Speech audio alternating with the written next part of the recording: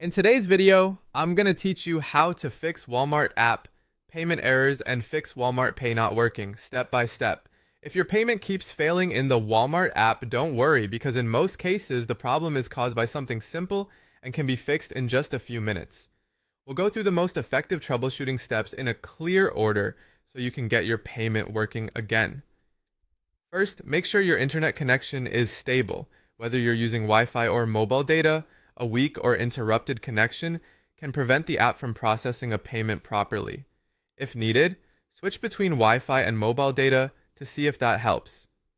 Next, completely close the Walmart app and then reopen it. Sometimes the app may glitch temporarily and restarting it can refresh the payment process and clear minor issues. After that, check your payment method carefully. Make sure the card or payment option you're using is still valid, has enough available funds, and hasn't expired. Even a small issue here can cause the payment to be declined. You should also verify that your billing address matches the one your bank or card issuer has on file. If the address in Walmart Pay doesn't match exactly, the transaction may fail for security reasons.